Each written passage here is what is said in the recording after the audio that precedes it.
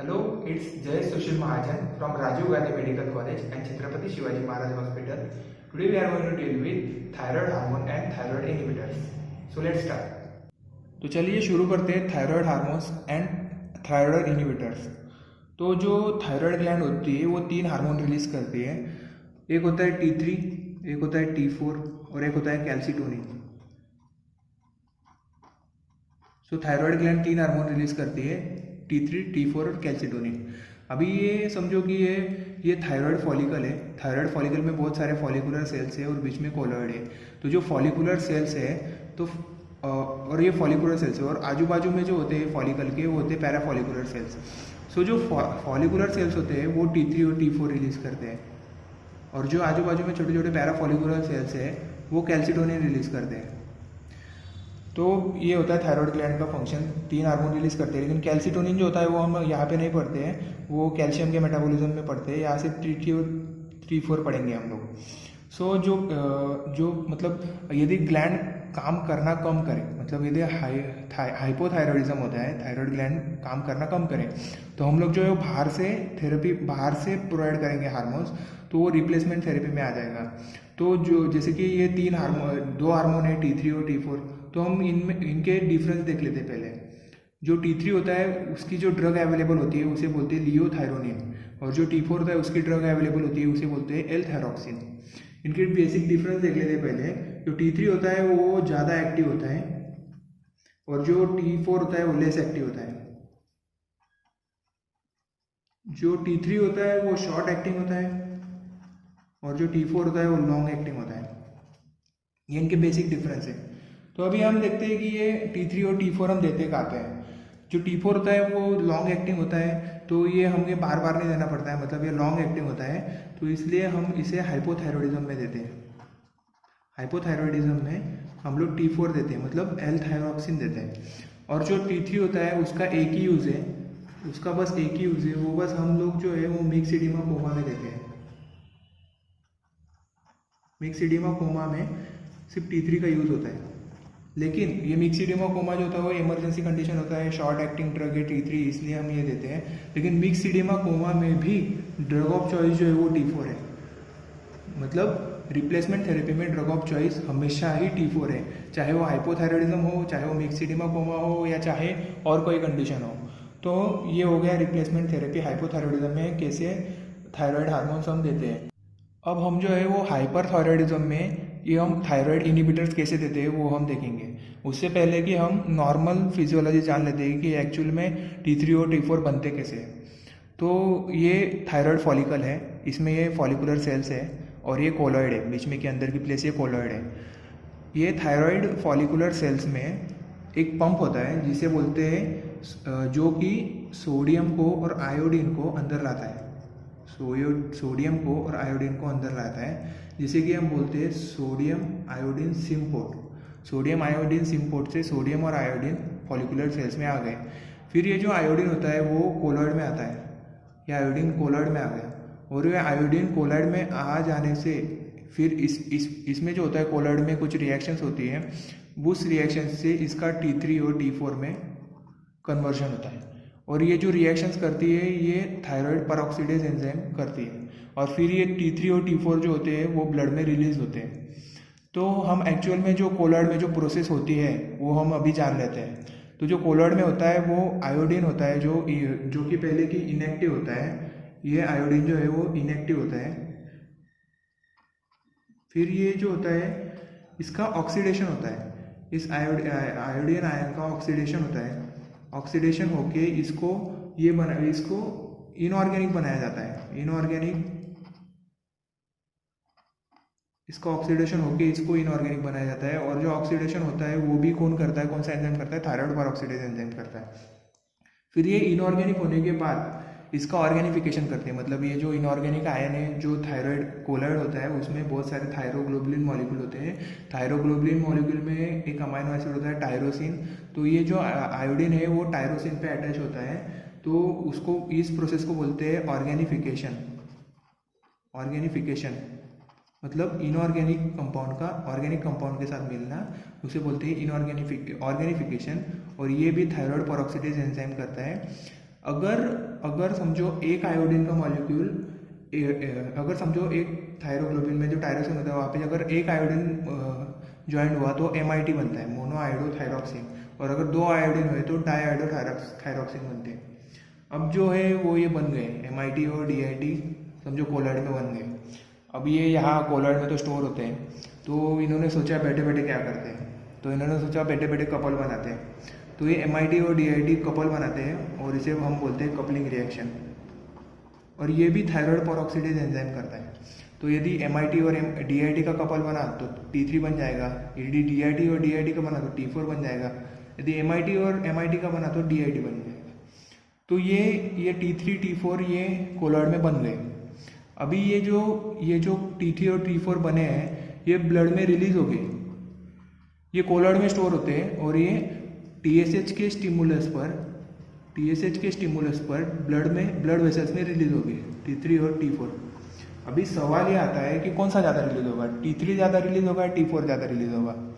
तो हमारे बॉडी में जो होता है, जो आयोडीन की कुछ कमी नहीं होती, आयोडीन यहाँ पे बहुत ज़्यादा आया। आयोडीन ने क्या किया कि दो टायरोसिन मॉलिक्यूल पे अटैच हो गया, DIT सबसे ज़्यादा बना। यदि DIT सबसे ज़्यादा बना तो ये रिएक्शन ज़्यादा होगी, तो T4 ज़्यादा बनेगा, तो ऑब्वियसली T4 आया बराबर।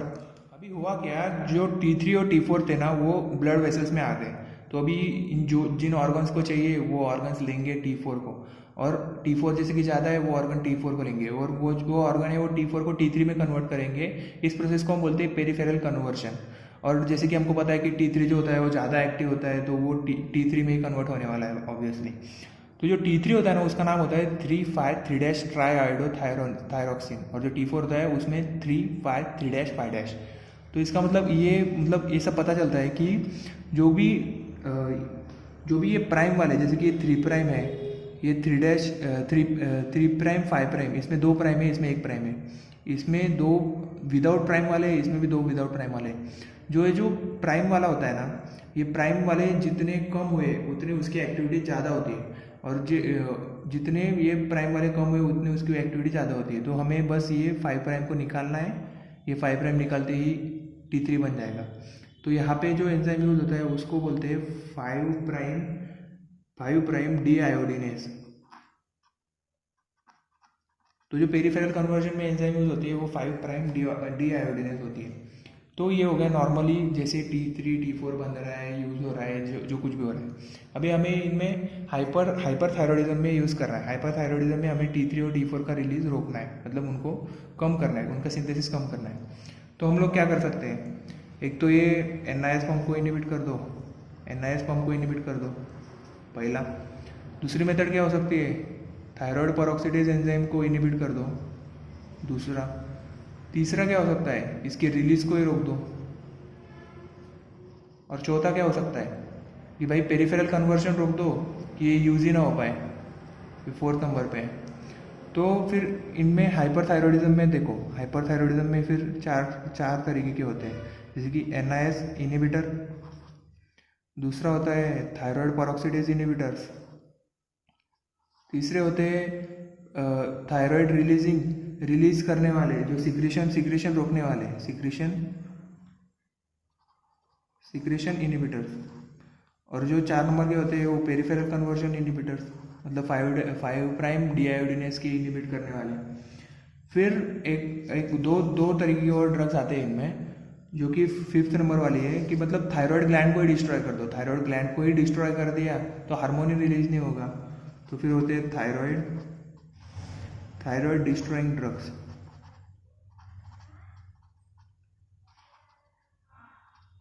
और 6th नंबर पे जो होते हैं वो मतलब कि जो थायराइड हार्मोन से जो कुछ भी हो रहा है, जो कुछ भी सिम्टम्स हो रहे हैं, जैसे कि हार्ट बीट बढ़ रहा है, ये हो रहा है, वो हो रहा है, तो सिम्टम्स को रोक दो। तो सिम्टोमेटिक रिलीफ वाले,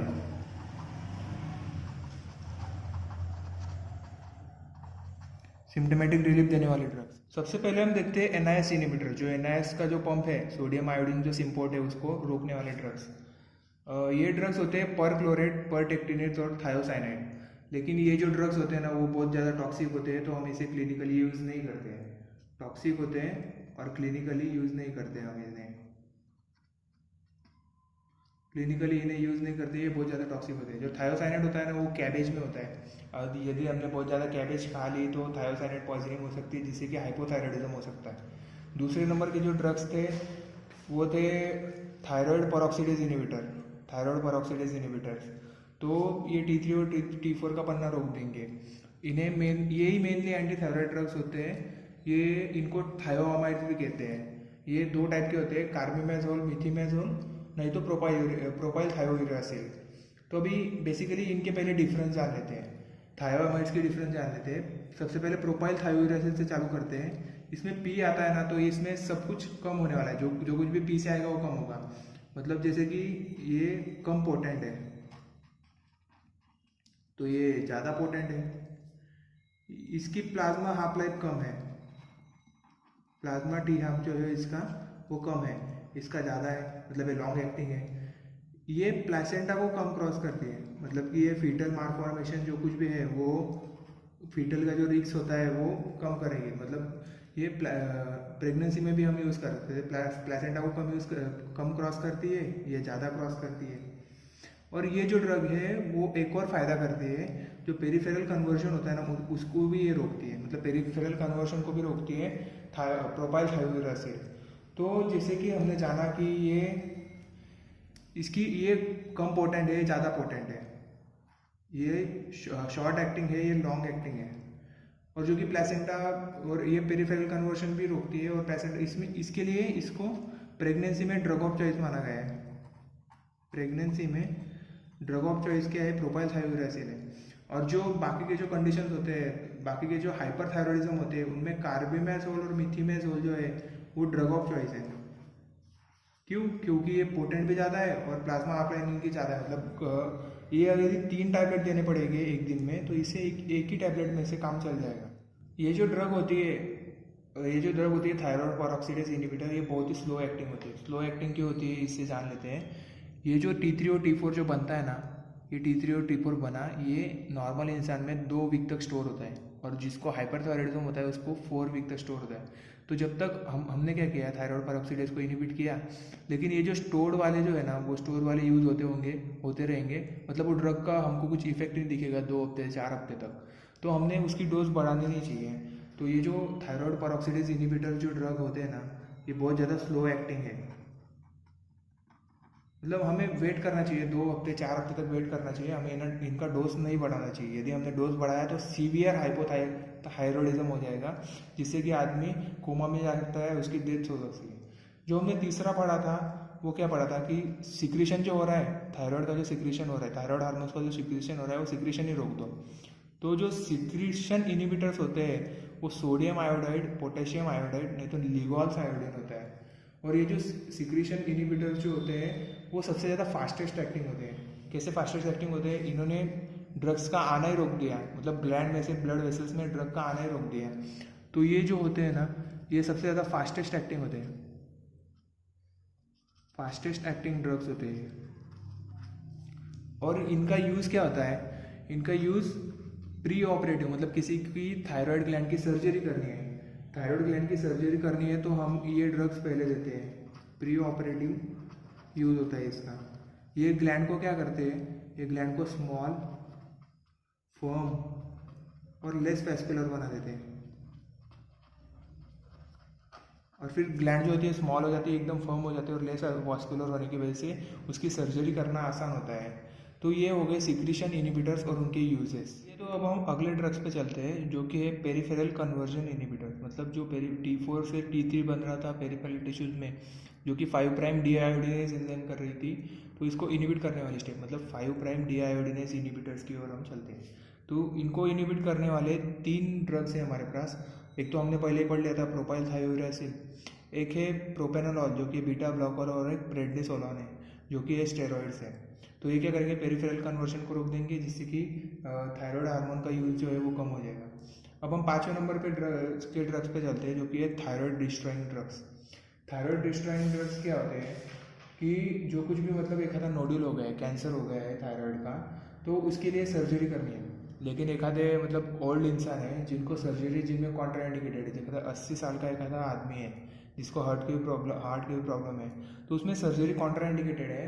तो उसमें फिर भी हमें थायराइड डिस्ट्रॉय तो करना ही है, क्योंकि उसमें नोडुल हो गए, ट्यूमर हो गया है। तो क्यों ना सर्जरी के बदले दवाई से काम चल जाए। तो इसके लिए हम देते हैं रेडियो एक्टिव आयोडीन देते हैं। रेडियो एक्टिव आयोडीन इसके लिए यूज़ होता है। कौन सा होता है रेडियो एक्टिव आयोडीन? आयोडीन 131 जो होता है वो रेडियो एक्टिव होता है, और जो नॉर्मल कौन सा होता है? नॉर्मल होता है आयोडीन 127। तो यही होता है। ये क्या होता है? ओरल होता है, ओरल देते हैं इसे। ओरल दिया आयोडीन बॉडी में गया। लेकिन हमने पूरे फार्मेक में हमने कभी रेडियो एक्टिव ये नहीं पढ़ा कि मतलब रेडियो एक्टिव से कोई डिस्ट्रॉय कर देंगे। तो हम जान लेते हैं कि क्या होगा। जैसे कि वो आयोडीन, रेडियो एक्टिव आयोडीन आया, NIS पंप एक ऐसा पंप होता है, एक ही ऐसा पंप होता है बॉडी में जो आयोडीन को एब्जॉर्ब करता है। मतलब आयोडीन यहाँ पे आया, आयोडीन स्टोर हुआ, आयोडीन कोलॉइड में स्टोर हुआ। जैसे ही ये स्टोर हुआ ना रेडियो एक्टिव आयोडीन, अब इसने अपना रंग दिखाना शुरू कर दिया। अब ये बोला मैं डिस्ट्रॉय करूँगा, ये डिस्ट्रॉय कर रहा है, पूरी ग्लैंड को इसने डिस्ट्रॉय कर दिया। अब जो कि ये सेंटर में है, और ये beta radiation, beta rays emit करता है। बीटा रेस जो होते हैं वो कम पेनिट्रेटिंग होते हैं, तो वो सिर्फ सेंटर में होके सिर्फ यहाँ तक ही जाएंगे और डिस्ट्रॉय करेंगे। ये सिर्फ NIS से ये होगा, मतलब सिर्फ थायराइड में जाएगा, दूसरे बॉडी में कहीं पे भी नहीं जाएगा। सिर्फ यहाँ पे होके ये सिर्फ इतना डिस्ट्रॉय करेगा सेंटर में होके। तो जो रेडियो एक्टिव आयोडीन है ना, वो किस में कॉन्ट्राइंडिकेटेड है? रेडियो एक्टिव आयोडीन जो है वो कॉन्ट्राइंडिकेटेड प्रेगनेंसीज में है, कि भाई फीटस को कुछ होना नहीं चाहिए, फीटस को जो थायराइड हार्मोन है वो एडुकेट मिलना चाहिए। तो प्रेगनेंसी में जो है वो थायराइड डिस्ट्रॉइंग ड्रग जैसे कि रेडियो एक्टिव आयोडीन वो कॉन्ट्राइंडिकेटेड है। और किसमें है? जैसे कि यंग एज है भाई, यंग एज में क्या होता है ना कि हमने डिस्ट्रॉय कर दी, ये क्या करेगा? परमानेंट डिस्ट्रॉय कर देगा, फिर थायराइड हार्मोन ये ग्लैंड बना ही नहीं पाएगी। जैसे कि हमने ये ड्रग शुरू की समझो, तो उसको हाइपोथायराइडिज्म हो गया, कुछ दिनों बाद उसको हाइपोथायराइडिज्म हो गया। हमने ये ड्रग्स बंद कर दिए, उसको वापस से थायराइड हार्मोन जो है उसका नॉर्मल हो गया। यंग इंसान है 35-40 साल का, उसमें ऐसा हुआ। लेकिन उसमें अगर हमने थायराइड को ही डिस्ट्रॉय कर दिया तो वो रिवर्सिबल नहीं होगा, इसलिए यंग एज में कॉन्ट्राइंडिकेटेड है। और प्रेगनेंसी में तो फीटस होता है तो रेडिएशन वैसे भी कॉन्ट्राइंडिकेटेड होते हैं। तो लास्ट हम पढ़ते हैं, लास्ट क्या होता है? Symptomatic relief. अभी जो कुछ भी होता है थायराइड हार्मोन की वजह से क्या क्या होता है? थायराइड हार्मोन की वजह से सिंपैथेटिक स्टिमुलेशन होता है, ट्रेमर्स आते हैं, हार्ट बीट बढ़ता है, ये होता है वो होता है। तो सिंपैथेटिक स्टिमुलेशन से जो कुछ भी होता है वो हम रिलीव करेंगे। किससे रिलीव करेंगे? बीटा ब्लॉकर से। बीटा ब्लॉकर कौन सा? प्रोपेनोलॉल यूज़ करेंगे। प्रोपेनोलॉल क्यों यूज़ करेंगे? क्योंकि पेरिफेरल कन्वर्जन भी रोकता है, इसलिए इसको यूज़ करते हैं। लेकिन जो कुछ भी थायराइड स्ट्रॉम आया समझो, एकदम से अचानक से ही बहुत सारा थायराइड हार्मोन बन गया, जिससे कि हार्ट रेट बहुत ही बढ़ गया, तो उसमें हम प्रोपेनोल बीटा ब्लॉकर यूज़ करेंगे। ये तो बाद में करेंगे, ये हार्मोन सिक्रेशन रोकना बाद में करेंगे। पहले तो क्या करेंगे? इमरजेंसी कंडीशन को कंट्रोल करेंगे। तो थायराइड स्ट्रॉम में ड्रग ऑफ चॉइस है प्रोपेनोलॉल। तो ये हो गया हमारा सिम्टोमेटिक रिलीफ, और इसी के साथ हमने थायराइड हार्मोन और थायराइड इनहिबिटर जो है वो ख़त्म कर दिया। Thank you.